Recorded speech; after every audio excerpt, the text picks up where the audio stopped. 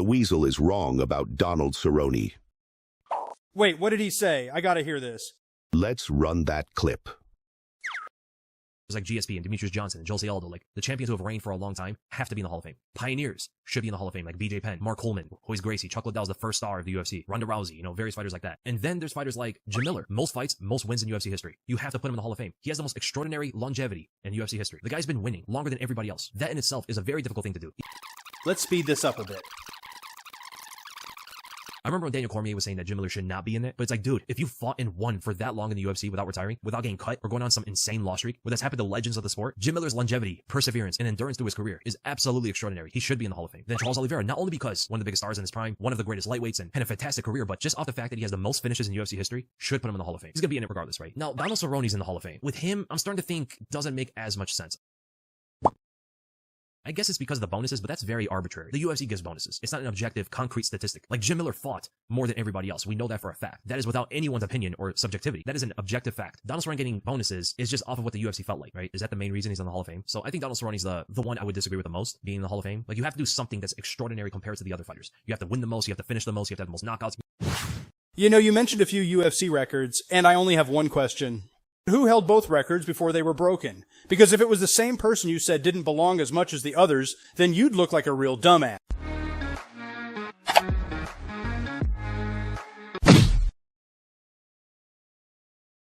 What's up, fight freaks? It's the Combat Remix and 90% of all MMA's bad takes. But this one, I'm 100% right about Donald Cerrone. He absolutely deserves to be in the UFC Hall of Fame, and anyone who says otherwise is, well, I'll be nice and just say probably ignorant of certain facts. And sure, I may have came in a little strong in the beginning, but truth be told, I'm a fan of the MMA Weasle. And for you skeptics, you can find me saying just that in past videos. And spoiler alert, but he's even ranked in my top 10 favorite MMA YouTube channels. And sure, that video is several years old and in need of an updated list, but you get the point.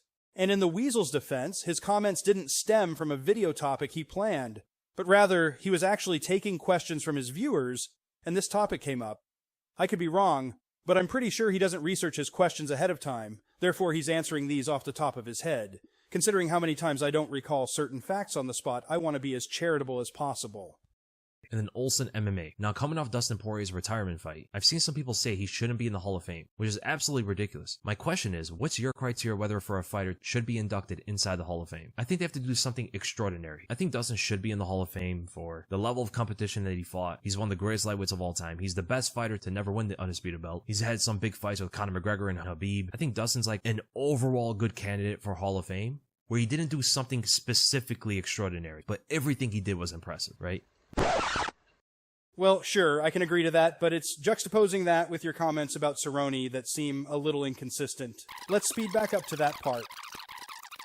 I guess it's because of the bonuses, but that's very arbitrary. The UFC gives bonuses. It's not an objective, concrete statistic. Like Jim Miller fought more than everybody else. We know that for a fact. That is without anyone's opinion or subjectivity. That is an objective fact. Donald Cerrone getting bonuses is just off of what the UFC felt like, right? Is that the main reason he's in the Hall of Fame? So I think Donald Cerrone's the one I would disagree with the most being in the Hall of Fame. Like you have to do something that's extraordinary compared to the other fighters. You have to win the most, you have to finish the most, you have to have the most knockouts. Are you fucking kidding me? No! Cerrone is not in the UFC Hall of Fame because of his bonus awards. Or rather, that's a very small part of it. Sure, Cowboy used to hold the record for the most bonus awards, but you also brought up the record for the most wins and the most finishes in the UFC. And I want to be fair because it's easy to not recall certain facts at any given moment, but at one time Cerrone held all three of those records. Furthermore, Cowboy has been retired for over 3 years now and is still tied for the third most wins and finishes, and is tied for the 8th most knockouts. Not to mention he is still the sole record holder for the most knockdowns and head kick knockouts in the UFC. Is that specific and extraordinary enough for you? But we can keep going. If we switch the record from specifically in the UFC to under the Zuffa banner, then Cerrone would still be the record holder for most wins and finishes. Well, actually, in the case of the most finishes, he'd be the dual record holder with Charles Oliveira. And while this is just the icing on the cake, we have to mention that Cerrone's fighting style is extremely fan-friendly, which is why he is largely accepted as one of the most, if not the #1 fan-cherished fighter. Not only because of his fighting style, but also his willingness to fight anyone, even on short notice. Which is a great segue to another previous record of Cerrone's, that being the most fights in a calendar year with 5, until Neil Magny tied it, but he did it within fewer days. So there was a time when Cowboy held at least 5 UFC records simultaneously. Furthermore, he was on several other top 10 lists for other UFC records. In fact, in February of 2021, Cerrone was tied for the 10th most submissions in UFC history, ranked 8th for the highest takedown defense, and tied for the 6th most knockouts in the UFC. This is why Cerrone is in the UFC Hall of Fame and deserves to be in it more than any other previously mentioned fighter. But like I said, no disrespect to the MMA Weasle. He's always been one of my favorite MMA channels and a way more successful channel than I'll ever be. I just happen to be familiar with these UFC records that were held by Cowboy and had to respond. But before we end this video, I want to leave you with one last bonus fact from a video I put out over 4 years ago. And to the best of my knowledge, I'm the only one who's provided this fact. So here's a quick flashback. He mentioned that Cerrone holds the record for the most bonus awards. But fun fact, had the UFC delayed replacing submission and knockout of the night with performance of the night for only 2 months, well then Cerrone would have become the first fighter to win 3 bonus awards in all 3 categories. And while you may think this is pure speculation, I assure you it's not. Just 2 months after the bonus change, Cerrone would be the only fighter to win via submission when he defeated Edson Barboza. So there was no way he wasn't going to get the submission of the night. This has been 10 random MMA facts. Hope you enjoyed the video, guys. Feel free to let me know any other top 10 MMA lists you'd like me to do, as well as super fight bouts or MMA lookalikes. I always appreciate my fight freaks, and as for the rest of you, like and subscribe before I send a Jehovah's Witness to your house. Remix is signing out, always bringing your MMA fix.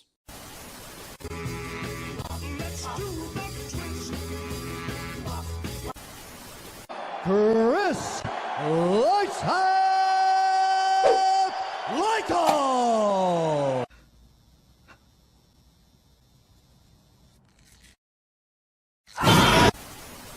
And then the people that came and traveled all the way to watch me fight in person, I wanted to make sure that I was with them.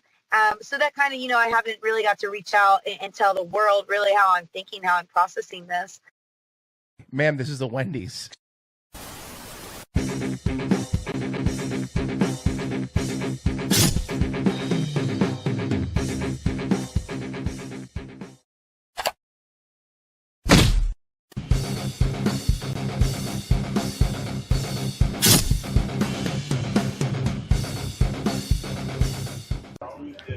I appreciate it. I didn't know. I thought you were at first. Camera. I get it.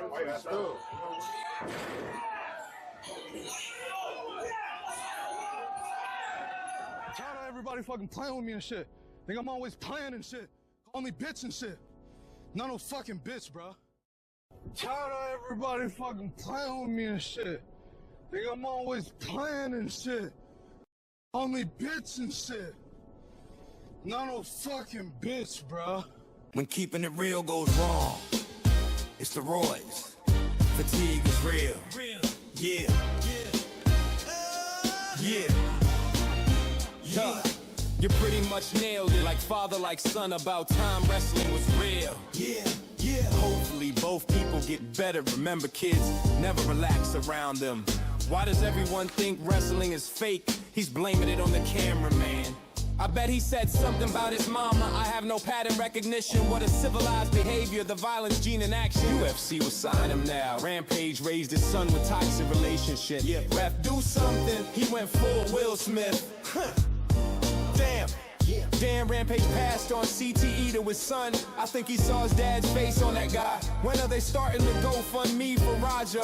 Stu won the lottery if he survives. Dude looks like Jermel Charlo's little bro. Don't do steroids. Roger for prison 26. My bad, complete piece of shit. Oh, so they had to explain to a 25-year-old he's not supposed to kill the guy. Bro, just woke up. What a pussy move. Unsubscribe. I think my black fatigue has fatigue. Only a coward beats on someone when they're unconscious. Lord Jesus Christ, have mercy on us sinners. That disgusting culture punching is utter cowardice. There would be riots if the colors were reversed. Make mental asylums great again. Nothing wrong. Roger for president. He got rage baited by 12-year-olds in his stream. Bro just flushed his career. Zero self-control. Paranormal black activities. Lock him up. Bro, I bet all of his chats are 12-year-old kids. I'm here for the typical comments. The result of great parenting. J wrestling lives matter. What an odd culture. Ref just standing there. Average vegan behavior. This is AEW levels of stupid. Told you it's always the vegans. Apple does not fall far from the tree. Another example of black excellence. And people say wrestling's fake. I see Steve Mazzagatti got a new job. Nothing wrong, men in tights. What could go wrong? Rampage is going to block you now. We might get GTA 6 before Raja gets arrested. Raja forgot that wrestling is a fake sport. Herb Dean with the late stoppage. What a coward, spoiled little rich kid walking around with a chip on his shoulder. So long story short, Raja is a crying biatch. Scott Adams was more right than he even thought.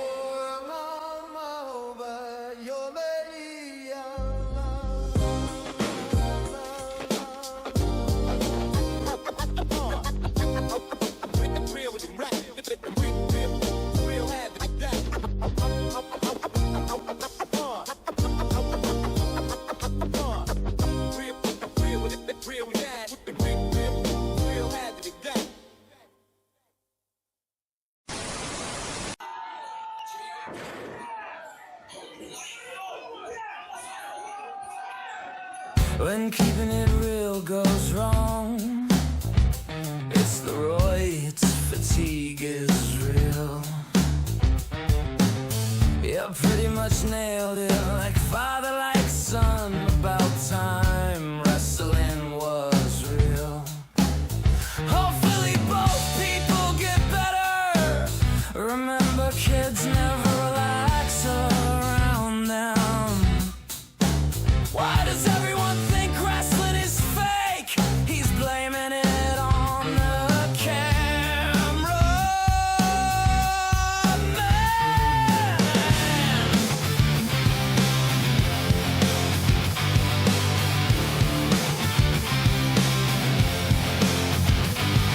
I bet he said something about his mama. I have no pattern recognition. What a civilized behavior, the violence gene in action. UFC will sign him now. Rampage raised his son with toxic relationship.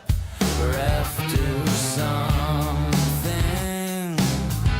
He went for Will Smith. Damn, Rampage passed on CT to his son. I think he saw his dad's face on that guy. When are they starting the GoFundMe for Rogers who won the lottery and be survivors? Dude looks like Jermel Charlo's little bro. Don't do steroids. Eyes up for prison 2026. My bad, complete piece of Cheetos. So they had to explain to a 25-year-old he's not supposed to kill the guy. Bro, just woke up. What a pussy move. Unsubscribe. I think my black fatigue has fatigue. Only a coward beats on someone when they're unconscious. Lord Jesus Christ, have mercy on us sinners. That disgusting culture punching is utter cowardice. There would be riots if the colors were reversed. Make mental asylums great again. Nothing wrong. Roger for president. He got rage baited by 12-year-olds in his stream. Bro just flushed his career, zero self-control, paranormal black activities.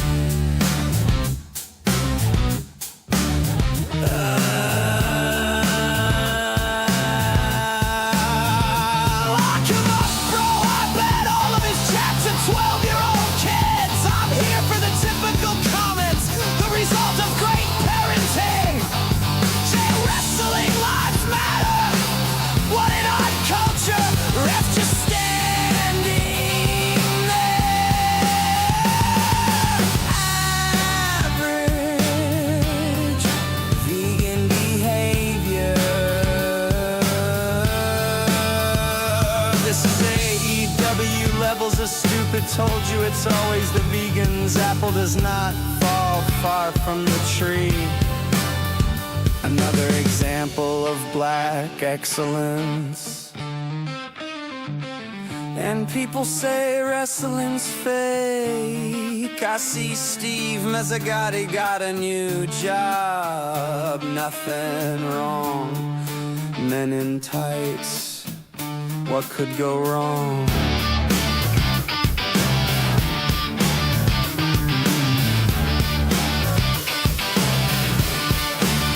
Rampage is going to block you now. We might get GTA 6 before Raja gets arrested. Raja forgot wrestling is a fake sport. Herb Dean with the late stoppage. What a coward, spoiled little rich kid walking around with a chip on his shoulder. So long story short, Raja is a crying biatch. Scott Adams was more right than he even thought.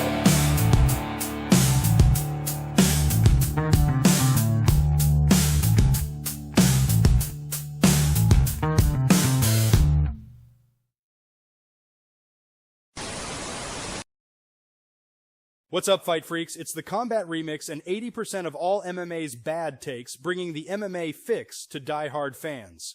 In this video, I'm doing some MMA blind rankings, so let's get to it.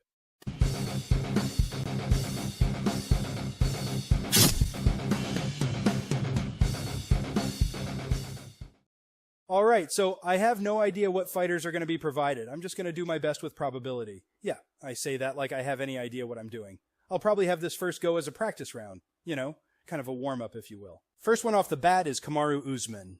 Not sure where to go with this one. He's like the second greatest welterweight of all time, but I'm almost positive if I put him at 1 or 2, they're going to give me GSP and Habib. I mean, I was going to put him at number 3, but should I put a guy as good as Usman in the middle spot? I'm kind of rolling the dice, putting a guy as good as Usman in the middle, but screw it, number 3. This is what I was afraid of. Cain Velasquez, probably the second best, if not the best heavyweight of all time. But man, I don't know if I'm confident putting him at number 1, so do I do 2 or 4? I mean, maybe number 1. Now, let's go number 2. Justin Gaethje. Okay, so definitely not going number 1, but he's got to be too good to put him at 5, right? I'm just trying to think of how this could play out. If they try to throw me someone in the GOAT conversation, no problem. I still got the number 1 spot. Odds tell me putting him at number 4 is my best bet. Let's see if I'm right. Tai Tuivasa, okay, seems like an easy shoe-in for number 5, but I really don't like having my number 1 spot open. It's a big risk. But I definitely don't have another move. I can't put Tuivasa at number 1. That would be insane.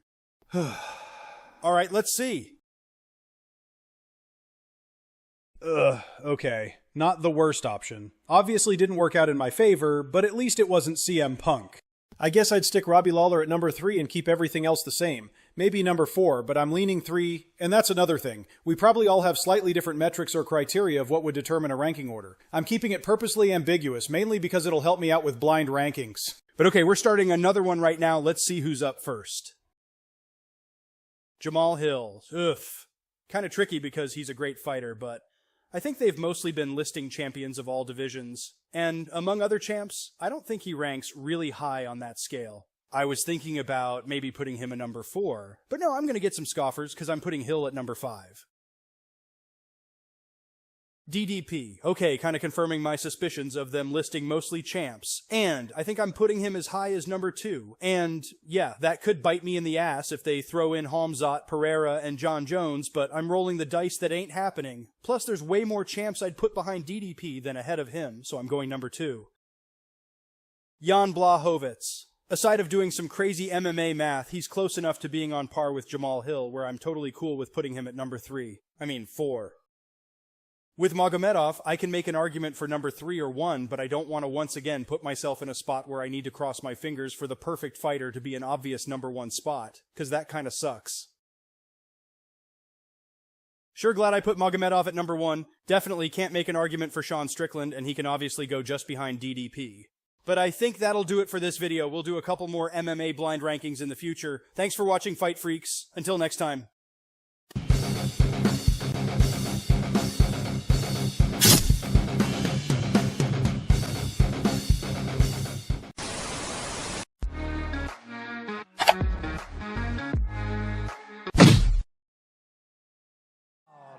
declare the winner by TKO and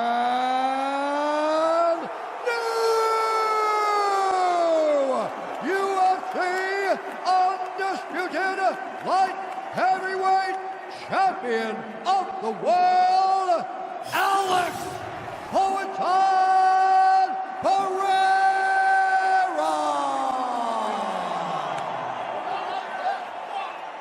UFC 320 was a great night for MMA fans, and Alex Pereira is once again the UFC light heavyweight champion.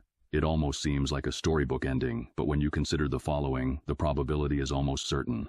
Being one of very few individuals with extensive knowledge of the multiverse, I can tell you of several interesting realities regarding Pereira and his career in combat sports, as well as several lacking any such athletic career. For example, Universe 4227 has Pereira working at the same tire shop he has worked in since he was a teenager, and while this is the case for many different universes, one in particular, Universe 517, has Pereira as the tire shop owner. In this universe, Pereira found kickboxing, where he made a decent amount of money, which allowed him to purchase the tire shop. He never took his career to an elite level, but was well known by the locals, which helped bring in business. Eventually, Pereira's shop was the biggest in the city, and he opened another in the next town over.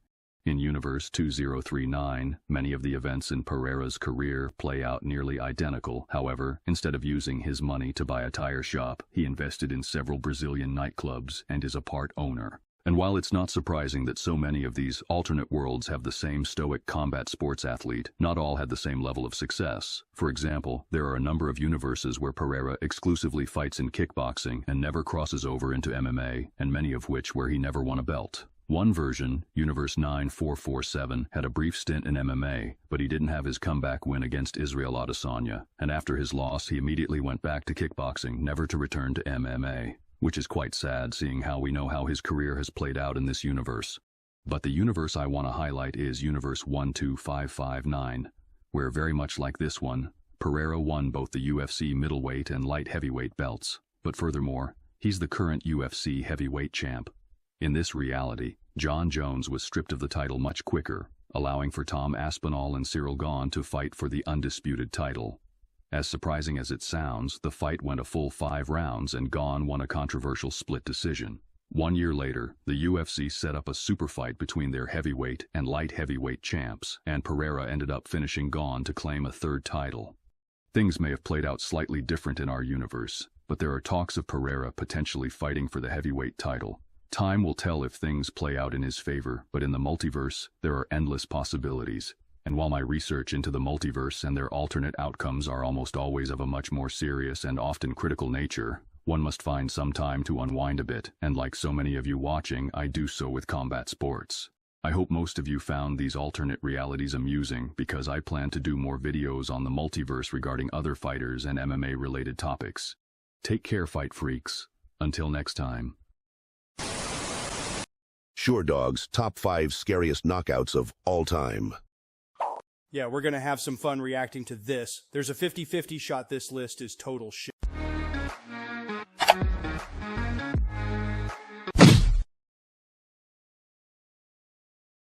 So, Sure Dog put this out several weeks back, August 6th to be exact. And let's just go down the list.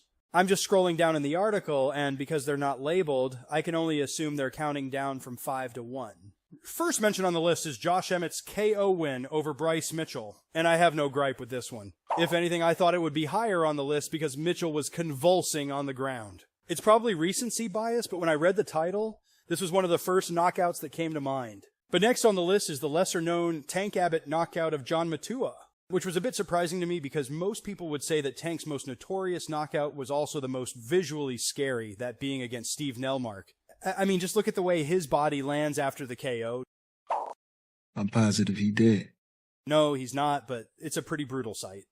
But maybe they'll have that one on this list, so let's keep going. Third entry on the list is Vanderlei Silva's knockout over Rampage Jackson in their second fight. I'm back on board, this is a great entry, and I'm kicking myself that I didn't even think of this one before. Obviously, it was mostly UFC knockouts that I came up with, but there was one from outside the UFC that came to mind.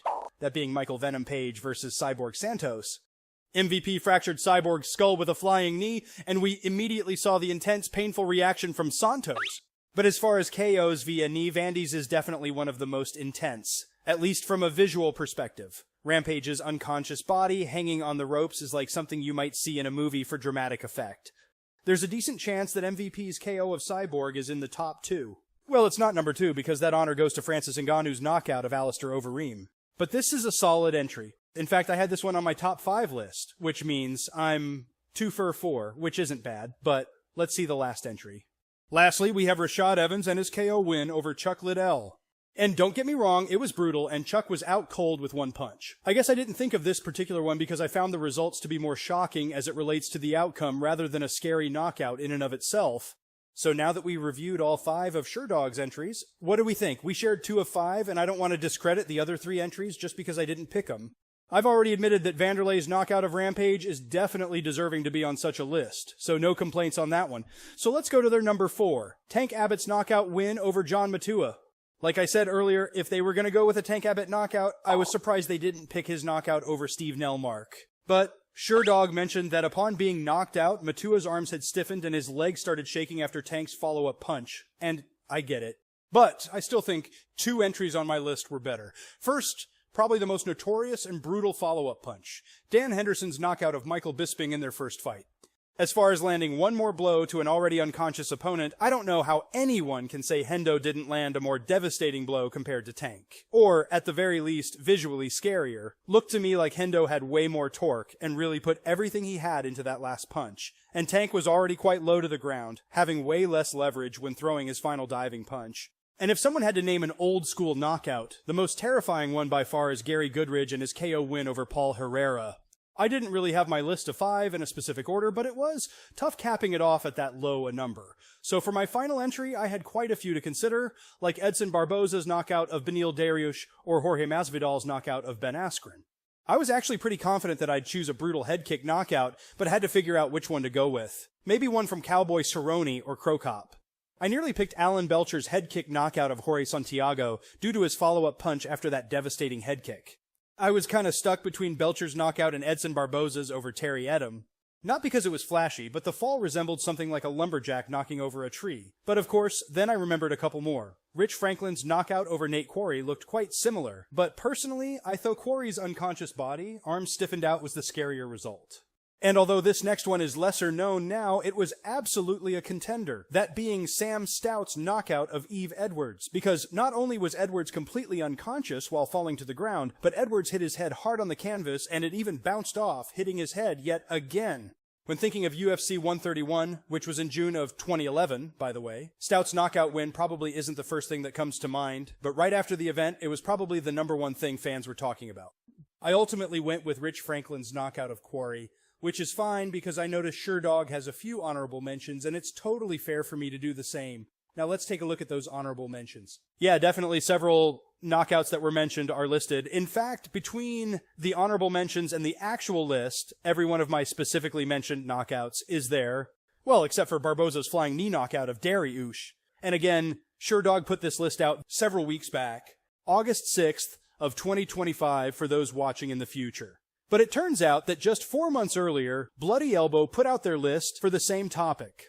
Funny enough, their list is even closer to mine. Their first, second, and third spots in order go to Hendo's knockout of Bisping, Francis Ngannou's knockout of Overeem, and Josh Emmett's knockout of Bryce Mitchell.